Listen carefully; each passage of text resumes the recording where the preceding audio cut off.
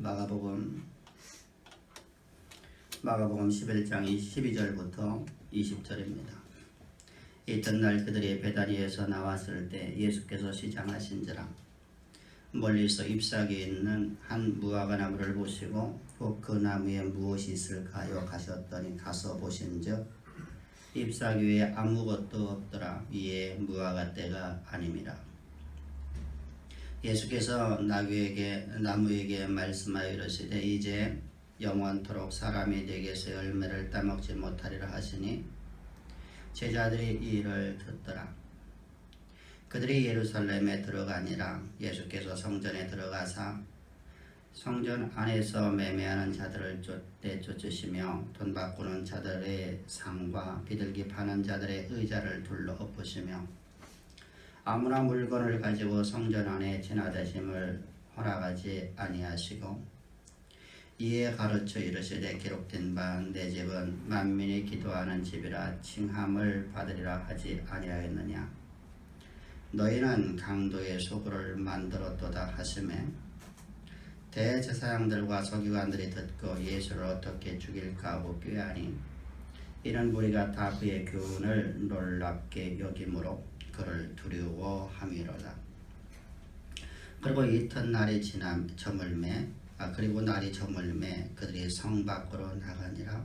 그들이 아침에 지나갈 때 무화과 나무가 뿌리채 마른 것을 보고 아멘. 영원한 대제사장이시며 온 인류의 대속제물로 이 땅에 오셔서 우리의 대속제물 우리의 모든 죄를 제거하는 하나님의 어린 양으로 오신 예수님이 이제 예루살렘에 입성을 하셨습니다. 주님이 입성하실 적에 모든 백성들이 주님을 환호했고 그 환호를 받으며 주님께서 예루살렘에 입성을 하신 후에 주님은 그곳에서 베다니 지역으로 가시게 됩니다. 베다니라는 곳은 예루살렘에서 약 2-3km 정도 떨어져 있는 동쪽에 있는 자그마한 변도리입니다. 우리가 말한다고 하면 여기 대전에서 약간 떨어져 있는 2-3km 떨어져 있는 저쪽 파남동이라든가 또는 저쪽 진전이라든가 유성이라든가 이렇게 있는 곳입니다. 그곳에서 하루종일 주무시고 이튿날 주님이 이제 아침에 나오시는 과정 속에서 주님이 이제 무화과 나무를 보게 되는 것입니다. 그 상황이 바로 12절부터 13절입니다. 이튿날 그들이 베다니에서 나왔을 때 예수께서 시장하신지라 멀리서 잎사귀에 있는 한 무화과 나무를 보시고 그 나무에 무엇이 있을까요 하셨더니 가서 보신즉 잎사귀 위에 아무것도 없더라. 이는 무화과의 때가 아니니라. 그런데 문제는 그 나무를 가서 보셨는데 그 나무에 잎사귀만 무성하고 그 나무에 열매가 없더라 했습니다. 근데 성경은 이렇게 말씀하고 그때가 무화과의 수확 시기가 아니었더라. 무화과의 수확 시기가 아니면 당연하게 무화과 열매가 없는 것이죠. 이스라엘에서 무화과의 그 수확 시기는 1년에 3차례의 무화과 나무를 무화과 나무 열매를 따는 겁니다. 3월달과 그리고 6월달 그리고 8월부터 시작해서 12월달까지 3번의 수확 시기가 있는데 6월달과 그리고 8월부터 12월달까지 무화과 나무를 수확하는 것은 우리가 말하는 당도도 좋고 맛도 좋은 크기도 큰 무화과 나무의 열매입니다.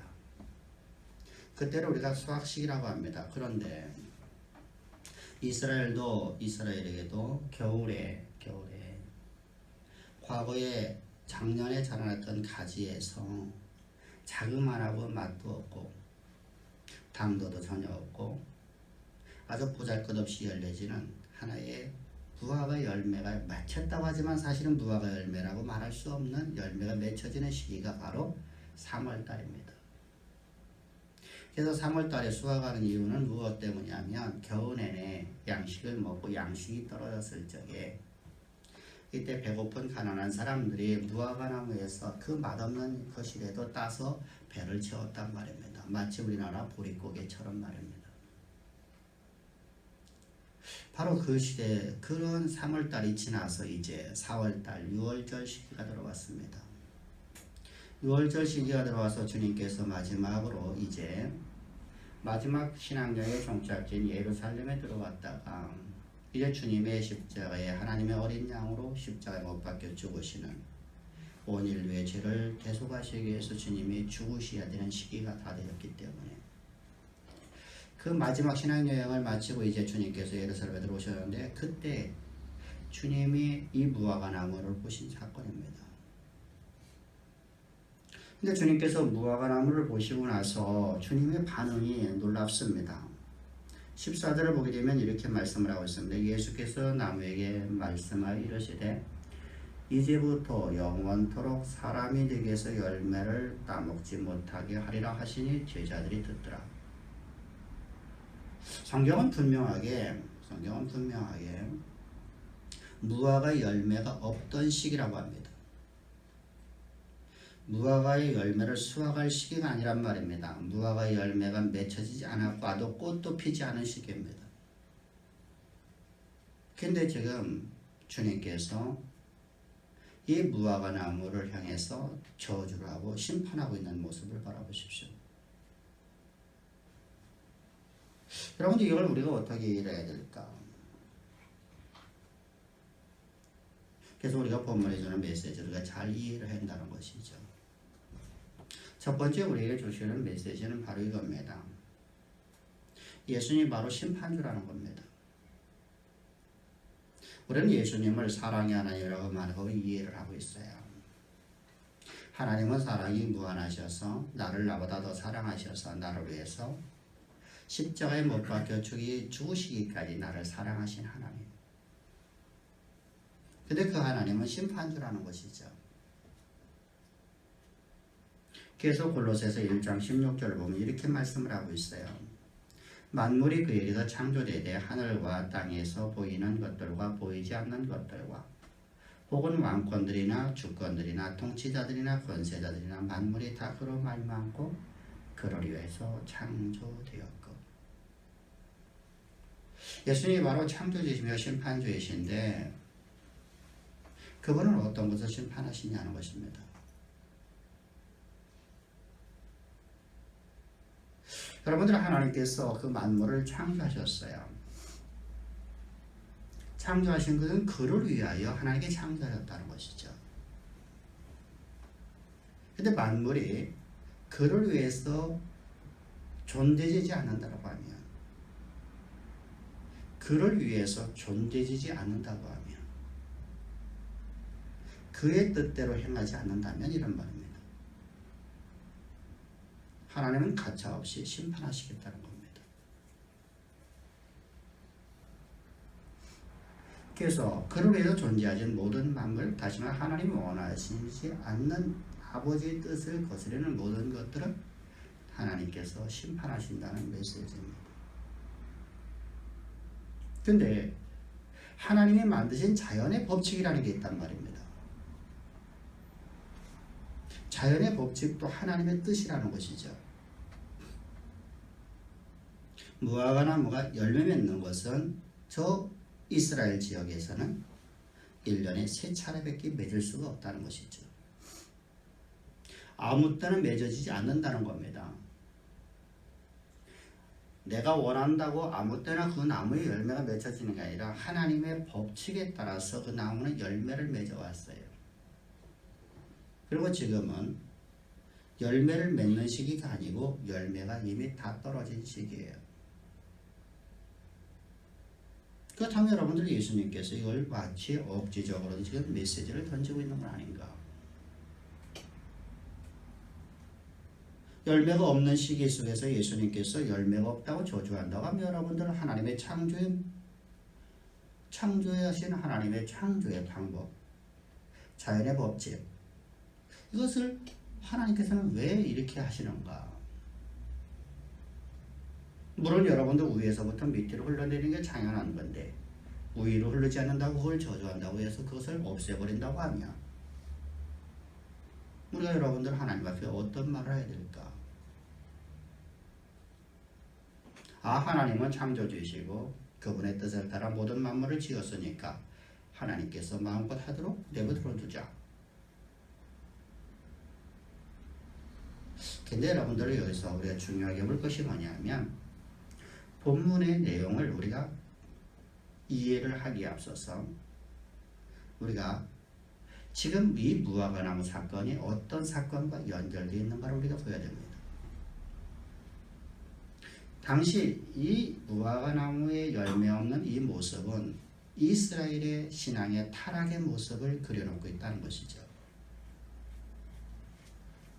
우리에게 상징적으로 보여주는 거예요. 그래서 성경을 보게 되면 어떤 행위나 현상을 통해서 하나님께 우리에게 메시지를 던지는 것이 간혹가다가 있습니다.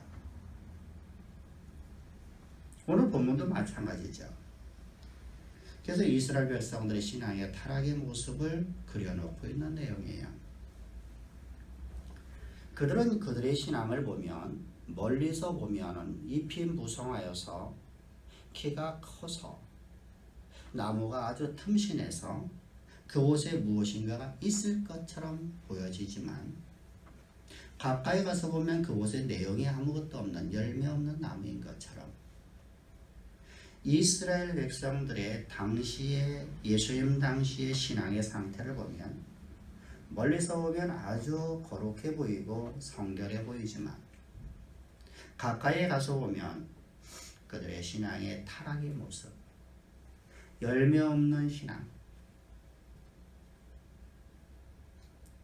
하나님의 영광이 전혀 보여지지 않는 신앙, 사람들에게 지탄이 대상이 되어져 있는 신앙,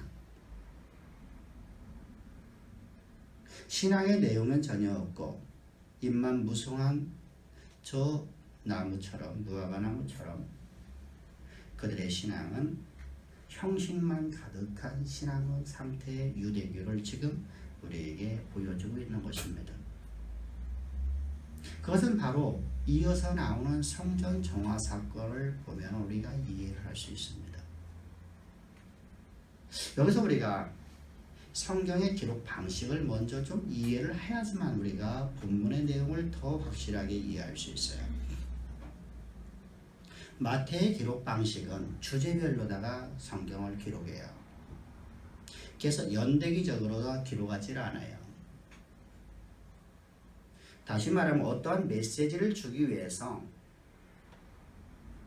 하나님 말씀을 예수님께서 진행한 행적을 따라서 기록하지를 않고 후반기에 사역했던 사역을 전반기로 끌어오기도 하고 전반기의 사역의 내용을 후반기로 끌어다가 같은 주제별로 묶어갖고 메시지를 던지고 있어요. 그래서 마태복음이 해석하기가 더 쉬워요.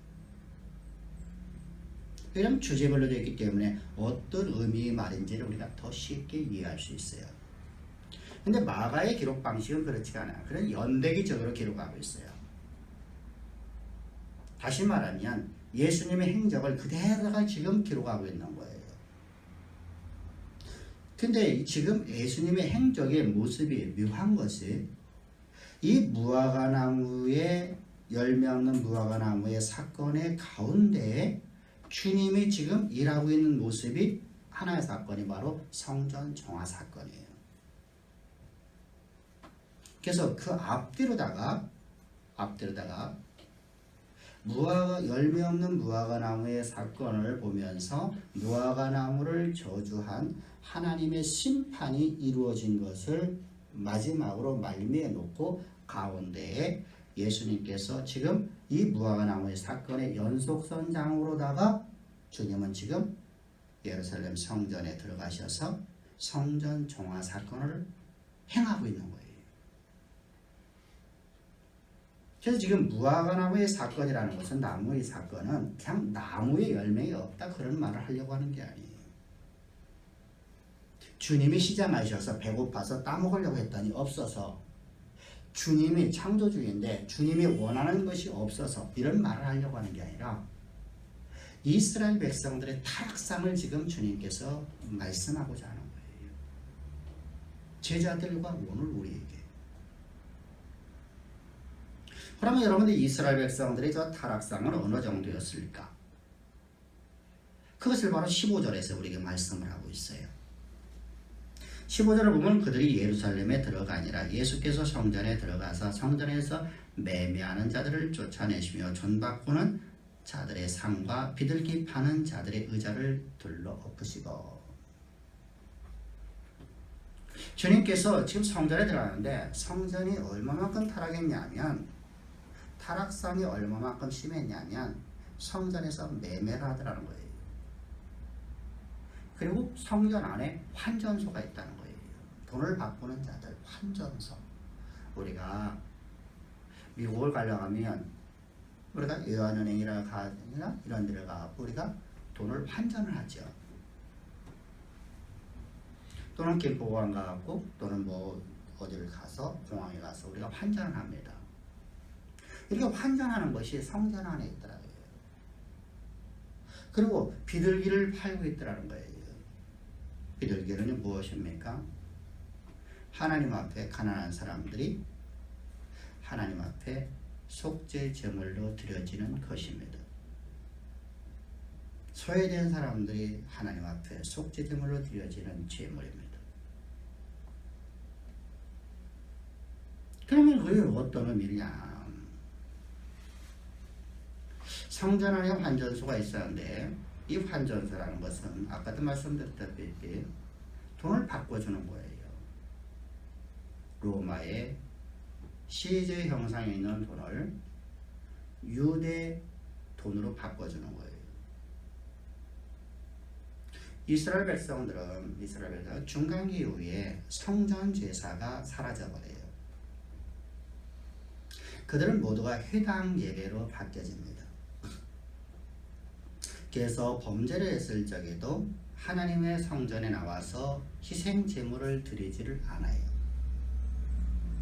그들은 오직 어디에서 그들은 말씀을 강론하고 말씀을 듣는 걸만 끝났냐면 그들은 회당에서 회당 예배를 드리는 걸로 그들은 신앙을 다 자신들이 온전히 했다라고 하나님의 율법을 무시해버렸어요. 그리고 그들이 1년에 3차 3번의 절기에 하나님의 성전인 예루살렘으로 순방을 하는 거예요. 여러분들 우리가 이번에 우리가 1년에 1차씩 저 메카라는 곳에 이슬람 교도들이 그곳에 순방을 하는 것처럼 단순하게 예루살렘에 와서 한번 와서 예배에 참석하고 가는 것을 그들은 만족하는 신앙을 세웠어요. 그것이 바로 6월절 또는 6월절 그리고 6월절로부터 시작해서 50일째 되어지는 77절 이거 보고 우리가 오순절 또는 우리 맥주절이라고 하죠. 그리고 8월부터 시작해서 10월달 우리 달력으로 다 8월에서 10월경에 있는 유대력이기 때문에 항상 바뀌어요. 그래서 우리는 9월달 아니면 10월달에 그것이 걸려지는 바로 초막절 이 세 절기에만 저들이 순방을 하는 거다 끝나는 신앙을 가졌어요. 근데 애국에서 오는 사람들이 반드시 애국의 돈을 하나님의 성전에 와서 드릴 수 없게끔 저들이 정해버렸어요. 그러니까 어떡하죠? 환전을 해야 돼요. 환전을 해야 돼요. 환전을 하려고 하는데 환전을 하려고 하니까 환전소가 이 절기가 되면 엄청나게 많은 사람들이 모여들으니까 200만 정도의 사람들이 모여든다고 하니까 이 사람들이 여러분들을 환전하는데 얼마나 많은 사람이 환전을 하겠어요. 그러니까 대지상이 성전 밖에서 환전하는 환전소를 성전 안에 끌고 들어오는데 그리고 성전 밖에 환전소를 다 없애버리는 거예요. 이 대지상이 어떻게 하느냐면 자기의 친인척들을 갖다가 환전소 소장을 만들어 놓고 폭리를 취하는 거예요. 예를 들어서 $1가 우리나라 돈으로다가 2,000원이라고 가정한다고 하면 거기서는 5달러, 10달러를 갖다가 우리나라 2,000원하고 바꿔주는 거예요. 폭리를 취하죠. 이 폭리를 취하는 것이 당시의 종교 지도자들이 했던 행위예요. 뿐만 아니라 하나님의 성전에 들어오려면 성전세를 받았어요. 이것은 여러분들 우리 중세 로마 카톨릭에서도 동일했어요. 로마 카톨릭에서 여러분들 카톨릭이 엄청나게 여러분들 당시에 예배당을 크게 졌어요. 상상을 할 수 없어요. 어마어마하게 크게 졌죠. 지금도 여러분들 남아있는 유적들을 보십시오. 어마어마하죠. 상상을 할 수 없죠. 근데 그 전부에 그 예배당의 전체 한 반 정도가 제단이에요. 제단. 그리고 앞에 공간을 다 띄워놔요. 그리고 저 후반부에다가 청중이 앉는, 성도들이 앉는 자리를 만드는데 이걸 많이 만들지 않고 몇 개만 만들어 놓은 거예요. 그래서 일반 백성들이 그곳에 와서 앉을 수가 없어요. 어떻게 하면 이 자리를 팔아요. 그럼 이 자리가 워낙 비싸기 때문에 누가 사느냐면 당시에 왕족들이나 귀족들이 사는 거예요. 근데 더 놀라운 것은 그 귀족들이 앉아서 예배를 드리다가 이번 주에 갑자기 나라에 어떤 일이 있어서 지금 이번 주에 예배를 못 드렸어요. 그러면 예배를 안 나왔으니까 그 자리에 대해서 세금을 내야 돼요. 이렇게 해서 이 기독교의 타락상에 보여지는 그 중세 기독교처럼 이 예수님 당시에 예루살렘 성전에서도 이 성전세를 받는 거예요. 성전에 들어가려면 성전세를 내지 않으면 들어갈 수가 없어요. 바로 이렇게 타락을 했어요. 자기들의 권력을 이용해서 탐욕적인 욕심을 채웠을 뿐만 아니라 성전을 완전하게 타락하게 만들었어요. 이런 폭력, 종교적 폭력을 행하던 이런 모습을 주님은 지금 본문을 통해서 말씀하고 있는 것입니다. 여러분들 우리는 지도자의 타락이 곧 교회의 타락인 걸 항상 기억을 해야 돼요. 우리는 이렇게 생각을 해요. 내 신앙은 내 신앙이고 목사님 신앙은 목사님 신앙이고 장로님 신앙은 장로님 신앙이지 왜 목사님 신앙이 나의 신앙의 타락으로 옵니까? 라고 생각을 해요. 이제 성경은 우리에게 뭐라고 말씀하시죠? 말씀은 믿음은 뭐로 나타난다? 들음으로 나기 때문입니다. 목회자가 어떤 말을 증거에 따라서 그 말을 들은 대로 믿음이 바뀌어져요. 그래서 제가 율법주의를 전하면 여러분들은 율법주의 신앙이 되는 거고요. 제가 세속적인 신앙을 메시지를 던지면 세속적인 신앙이 되는 거예요. 제가 복음을 증거하면 여러분들은 복음으로 여러분들이 하나님의 거룩한 백성이 되는 거예요. 그래서 믿음은 들음에서 나기 때문이에요. 그래서 여러분들이 항상 주의할 것이 하나님 말씀을 대언하는 자를 존중해 줘야 돼요. 그 마음을 상하지 않게 해야 돼요. 그 마음에 기쁨이 되줘야 돼요. 계속 고린도서신을 향해서 이렇게 마지막으로 하지 않습니까? 마치면서 고린도전서 16장을 보게 되면 너희가 나의 무엇이 됐다는 거예요? 기쁨이 됐다는 거예요. 너희가 나를 기쁘게 하는 자가 되었다는 거예요. 여러분 기쁨이 되어지는 성도 그러기 위해서는 반드시 목회자가 진리의 복음을 증거해야 돼요. 근데 목회자가 타락하면은 온 교회가 타락한다는 말입니다. 이걸 우리가 잘 보여주는 가장 중요한 사건이 어떤 사건이냐면 여로보암 시대예요. 여로보암이라는 사람은 누구냐면 솔로몬이 죽고 여호와의 신앙으로 똘똘 뭉쳐있던 이스라엘 백성들이 이제 르호보암의 통치 가운데 들어가요. 근데 르호보암의 통치를 잘못했죠. 실정을 했어요. 선지자나 하나님의 사람들의 말을 듣지 아니하고 자기 친구들의 말을 들어서 실정을 했어요. 이때 분연이 일어난 게 누구냐면 여로보암이에요. 여로보암이 이제 북이스라엘의 나라를 창건을 합니다. 초대 왕이 됩니다. 분열 왕국에 이제 남북으로 갈라졌어요. 근데 문제가 생겨졌어요. 남북으로 갈라졌는데 문제는 이스라엘 백성들이 하나님의 성전에 나아가 예배를 드려야 한다는 것이죠. 예배를 드리려고 하면 어디로 가야 됩니까? 예루살렘으로 가야 돼요. 남쪽 유다로 가야 돼요. 르호보암이 통치하는 나라로 가야 돼요. 근데 가면 안 오는 거야. 많은 사람들이 그거 내려가서 성전 때문에 못 올라오겠다는 거예요. 신앙 때문에. 그래서 르호보암이 생각한 것이 그러면 이 이스라엘 백성들은 신앙을 타락시키면 되겠구나. 그래서 레인이 아닌 일반 자기의 신복들을 제사장 만들어서 말씀을 강론하게 만들었어요.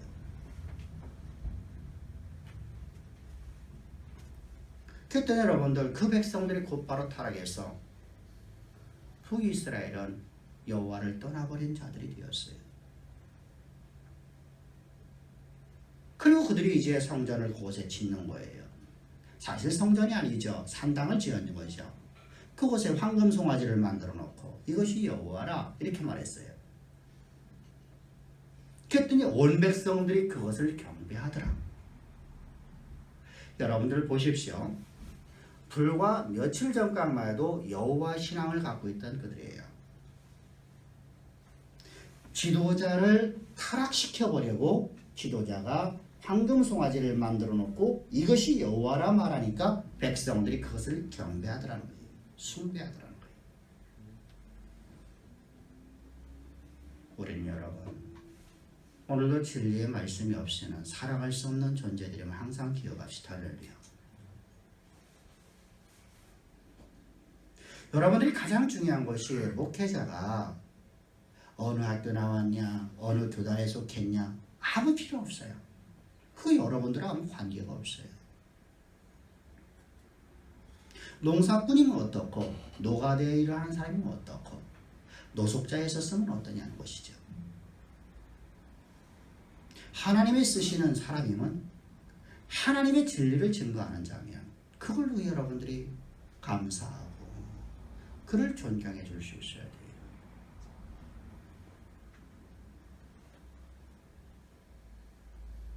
근데 우리는 자꾸만 뭘 보려면 목회자의 학벌을 보고 목회자의 무엇을 내가 보려고 한다는 것이죠.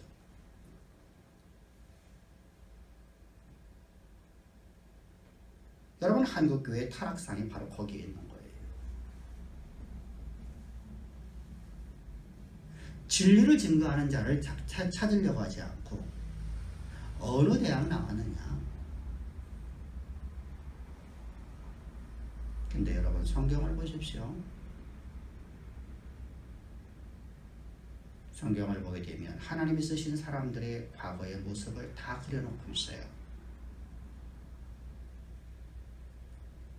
근데 대부분이 세상에서 소외되고 세상에서 멸시받는 자들이 하나님의 손에 붙잡혔다는 것이죠. 그 이유는 다 한 가지입니다. 그가 원래부터 모든 출신 성분이 뛰어난 존재였다면 그 스스로 이걸 이루었다고 자신을 자랑할까 하여 하나님은 가장 약한 자를 들어서 하나님은 가장 강한 자들을 부끄럽게 하시고 그렇게 하신 이유는 하나님께 영광을 돌리게 하려 함이로다. 할렐루야. 따라서 여러분들이 항상 주의할 것이 바로 그예요. 오늘도 진리를 진 거 아니냐, 안 진 거 아니냐가 여들의 신앙의 기준점이 되야 한다는 거예요. 어찌됐건 간에 지도자의 타락은 백성들의 타락이 되었고, 백성의 타락은 나라의 타락이 되고 말았습니다.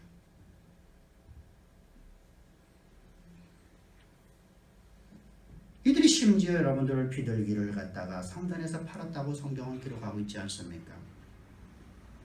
이 얘기는 바로 이런 얘기예요. 비둘기는 여러분들 가장 가난한 사람들이, 염소를 하나님 앞에 드릴 수 없는 사람들이 너무 가난해서 비둘기 가지고 들어오는 거예요. 하나님 앞에 제사는 드려야 되는데 번제는 드리고 속제사는 드려야 되는데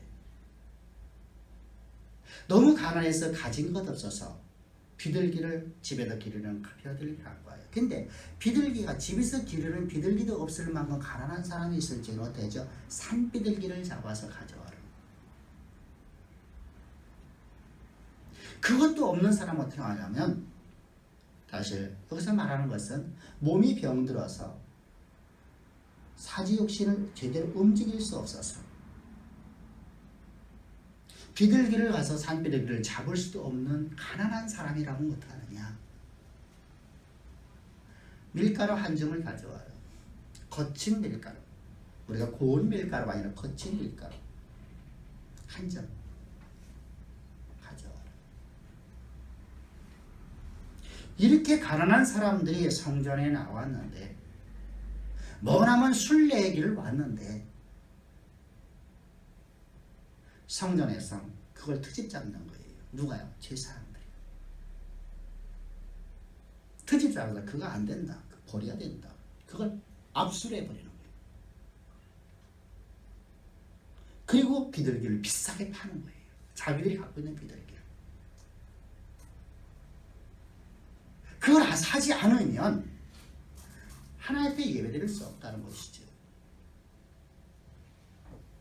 이처럼 여러분, 종교적 폭력을 취하고 있는 당시의 종교 지도자들의 모습이에요. 여러분, 하나님께 예배드려야 될 예배당에서 종교적 폭력에 사용되고 있는 모습을 주님이 그려놓으면서 지금 우리에게 메시지를 던지는 겁니다. 저 제자들에게 가르치는 겁니다. 예배당이 뭐하는 곳이냐, 예배당이 도대체 뭐하는 곳이냐, 성전이 도대체 뭐하는 곳이냐. 그곳은 하나님을 예배하는 곳이다. 하나님을 경외하는 곳이다. 하나님의 음성을 듣는 곳이다. 그래서 훗날 사도들이, 이 교훈을 받은 사도들이 가는 곳마다 교회가 세워졌을 때 그 예배당에서 이들은 말씀을 강론합니다. 그 예배당에서 저들은 하루에도 몇 시간씩 쉬지 않고 저들은 말씀을 강론합니다.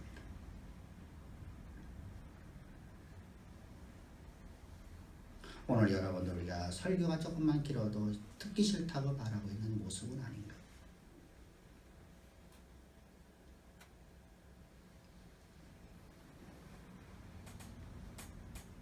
예배 끝나고 나서 또다시 성경 공부를 한다고 하면 싫어하고 있는 우리의 모습은 아닌가.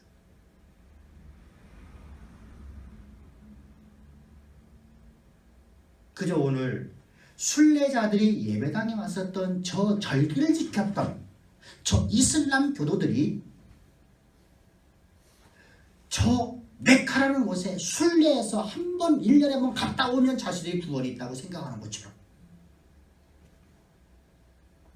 나는 오늘 하나님의 예배당에 주일날 예배 한번 드린 것으로 나는 만족하고 찝찝한 마음이 해소되어지는 그런 신앙은 아닌가. 우리 한번 자세히 한번 나를 들어가 봅시다.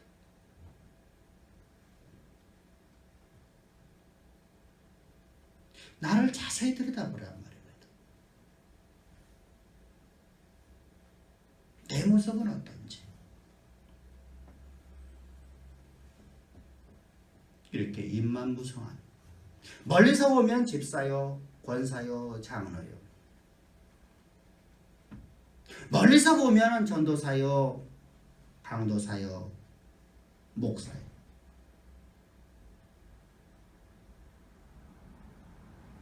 어제 제가 머리를 염색하러 갔는데 그곳에 그 동신교회 성도님들이 이렇게 그 전도지를 돌리고요.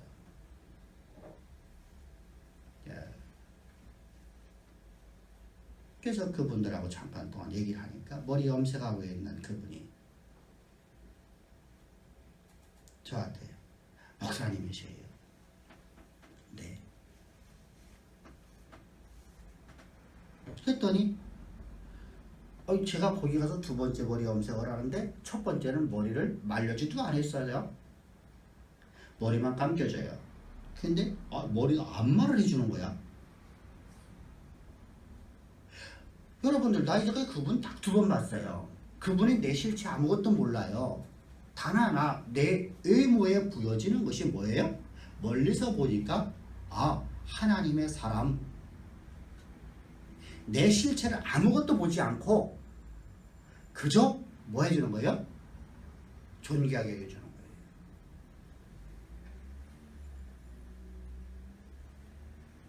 이 사람 멀리서 보면은 아주 풍성한 처럼 보여져요. 입새에 무성하니까 여러분들 그곳에는 뭔가 있을 것 같고 거룩도 있어 보이고 성결도 있어 보이고,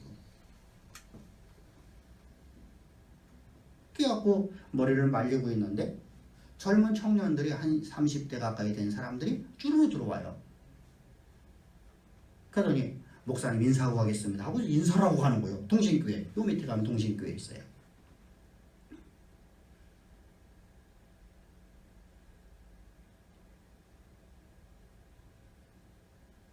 멀리서 보면은 거룩해 보이고 무엇인가 있어 보인다는 것이지.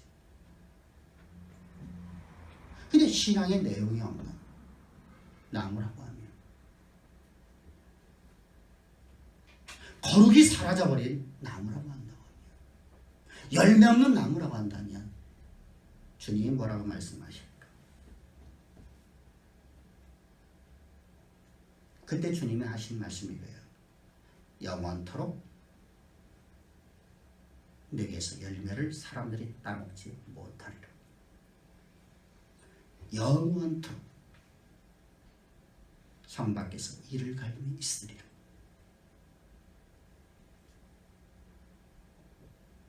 그 결과 결말이 뭐냐는 거죠.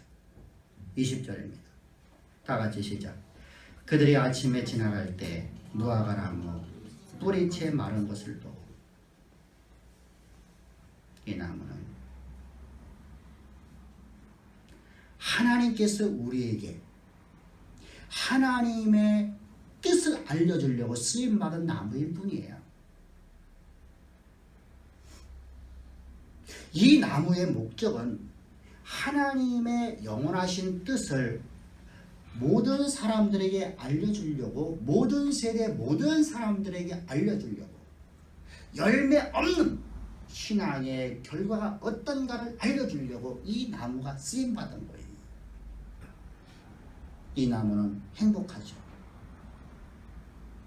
그를 위해서 쓰임받았으니까. 창조주이신 그를 위해서 쓰임받은 나무이기 때문에 이 나무는 너무너무 행복한 거예요. 비록 우리가 볼 적에는 죽었으니까 세상의 방법으로, 세속적인 신앙으로 보면 어떻게 그렇게 할 수 있느냐고 할 수 있겠지만, 이 나무는 너무너무 행복한 것입니다. 왜? 자기를 지으신 그분의 뜻을 온 세상 모든 열방 모든 세대 주님이 오시는 그날까지 모든 사람들이 이 나무의 사건을 통해서 참된 신앙을 배우게 하는 것으로 이 나무가 쓰임받았으니까. 근데 문제는 그게 아니라 이스라엘을 향해서, 거짓 신앙 체계를 향해서 너희는 영원토록 열매를 맺지 못하리라는 하나님의 심판의 메시지입니다.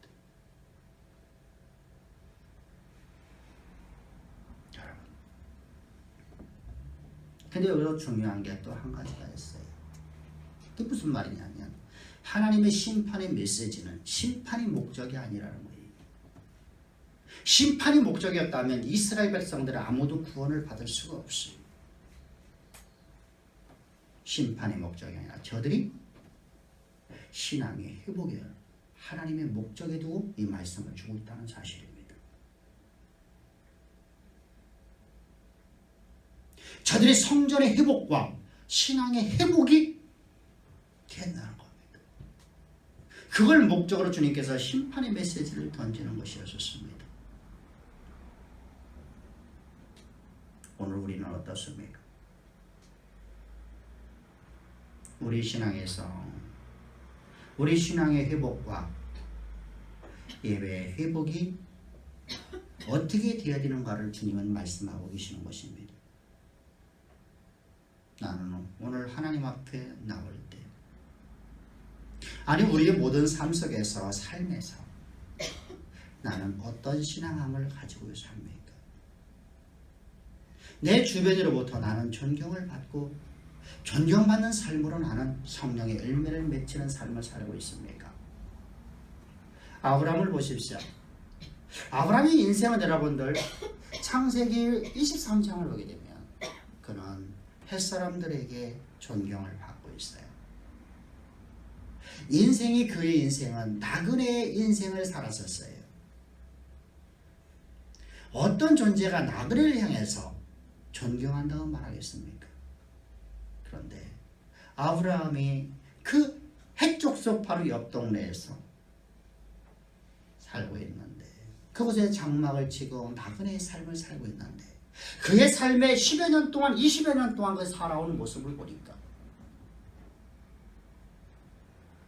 그가 그곳에 이주해서 27년 동안 살아왔어요. 27년 살아오는 모습을 보니까 그의 모습에서 하나님이 보이더라는 거예요. 그래서 해족속도 이렇게 말하죠. 나의 주여, 나의 주여. 누구를 향해서? 아브라함을 향해서. 가장 극조칭을 쓰고 있다는 거예요. 믿지 아니하는 백성이 나를 향해서 나의 주여라고 말하고 있단 말입니다. 나의 신앙은 어떻습니까?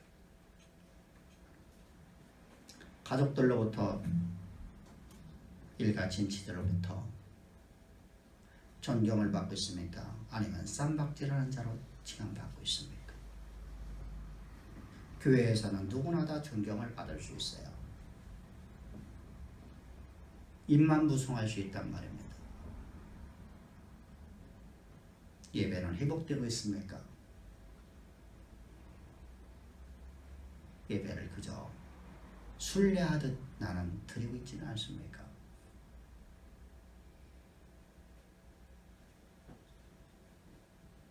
그런 우리를 하나님이 사랑하사 아버지 하나님의 오직 하나님께 있는 예수 그리스도의 독생자 예수를 십자가에 못 박혀 죽으셔서 이런 우리의 모든 거짓을 죄악을 이런 방법을 주님은 다 짊어지고 우리의 죄를 다 대속해 주셨습니다. 그리고 말씀하십니다. 내가 너희를 거룩하게 했으니 너희도 거룩하라. 신앙의 거룩이 회복되라는 겁니다.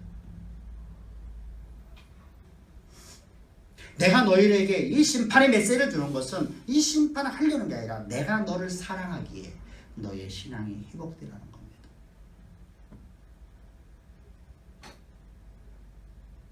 너의 예배가 회복되라는 겁니다. 오늘 예배드리는 주의 양의 모든 사랑하는 성도입니다. 우리 이 시간 이후부터 우리의 신앙이 더욱더 회복되어지기를 주의 축복합니다. 우리 예배가 더욱더 회복되어지기를 주의 축복합니다. 기도드리겠습니다. 보배로우신 아버지 감사합니다. 찬양합니다.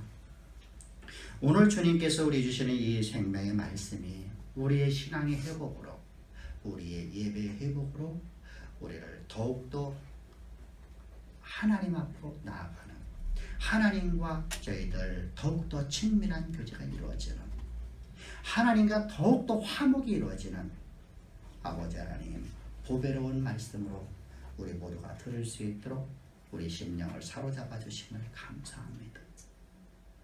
아버지, 주님의 이 말씀이 나로 온전히 사로잡아서 아버지 하나님의 영광이 온 누리 온 열방 가운데 드러나는 가장 아름다운 하나님의 대리자의 삶을 살 수 있도록 주께서 나를 회복시키심을 믿사오며 언제나 우리와 함께 하셔서 말씀을 주시고 말씀 우리 가운데 이루어 가시는 좋으신 주 예수님의 이름 받들어 감사하며 기도합나이다.